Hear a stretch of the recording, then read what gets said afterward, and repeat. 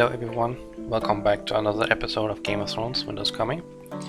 We are going to take a look at Commander Haley today, and might be a surprising factor. It's a commander that's often overlooked, but I personally think it's a good commander in certain situations, and we should definitely take a deeper look at her. But before we go further into why and how, we have to understand how she works basically, so let's take a look at that first. Going more into details regarding Haley, we are of course looking at the three usual categories, which is training grounds, rebel leaders and PvP fights. And here you have an overview of her basically active skills and passive standard skills that she has in certain situations, and then of course her awakening skill, which is always nice to have as well and to look at, and of course her base stats. And I believe these are the stats for her from level 60, 1-star awakened, but you can basically see that there's a focus around health and defense and a little bit on attack. So she's not like super geared towards one thing or the other, but she's stronger on the defensive side rather than the attacking side at least, so keep that in mind. Now, taking a look into training grounds, of course you would want to use Haley in the front row because of her defensive abilities and defensive skills that she has. She wouldn't really give any benefit of putting her in the back row because she doesn't really have any passive skills that are utility based in that regard. But of course the strong point is that she's a good defensive commander. She has damage reduction and control resilience at the start of the battle, which means that she takes less damage at the start of the battle because of the damage reduction. And she also gets CC'd less time because of the control resilience. I believe her passive is for 15 seconds, that works basically 15 seconds of the start of the battle or something like that.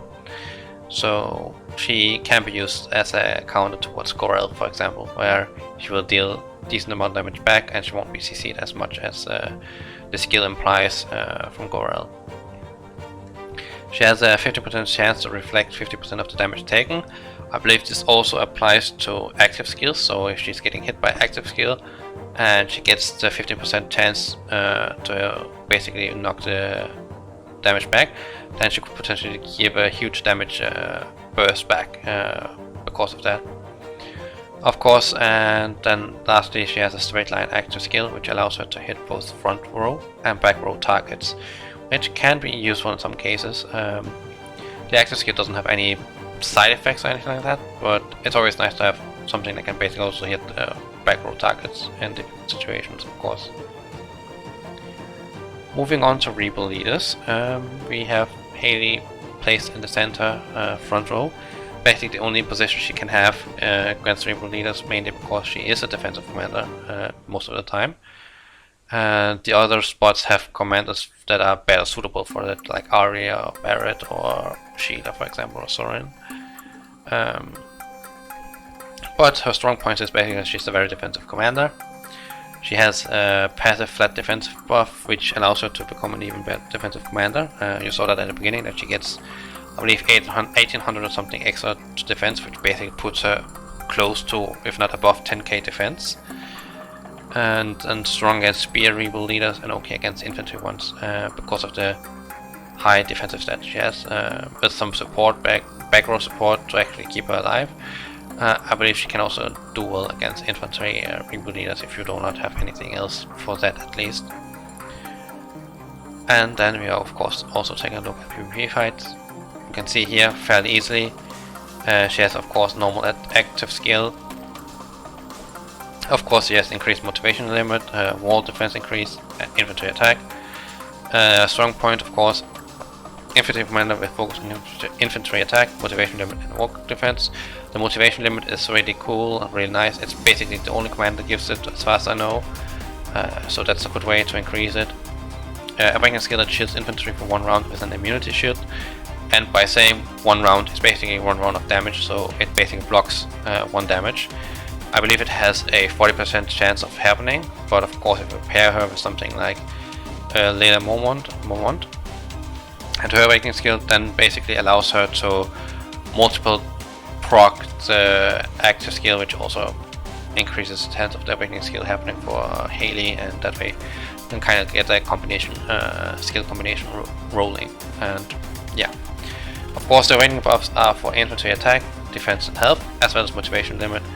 So overall, Haley is a really good infantry commander for infantry focused people, and because of the shields and so on, she can also be used in certain other things. I believe she can also be used in Ruler's Trial, which is coming up, the new one. So yeah, let's move on to the Tavern stats and before we are finishing up this video. Per tradition, of course, we are taking a look at the Tavern stats of Haley as well. And basically Haley has 3 stars in command and 2 stars in combat, and of course this is generally an okay-ish thing. Combat rate is always appreciated, and command is okay in terms of getting more T4 units if you have T4 unlocked, of course. Once she gets upgraded to 2-star rating, then she will get an additional star in command and an additional star in combat rating. And that of course also gives a little bit of extra power to the commander, but generally she's overall a good defensive commander. She can be used for various things. She can also be used in PvP if she has certain matchups, of course. And yeah, I think this basically covers what she has as strong points. I hope you liked the video. Like and comment if you want to. Subscribe to the channel if you're new, and of course if you want to play the game, the link is down in the description below, and so is the link for the music, as well as the Discord channel that Game of Thrones has opened, in case you need help or just want to be part of the community there. And yeah, this kind of covers it for this time around. I hope you all have a great weekend, and good luck with KVK, which starts in a few hours. And yeah, take care everyone. Bye bye.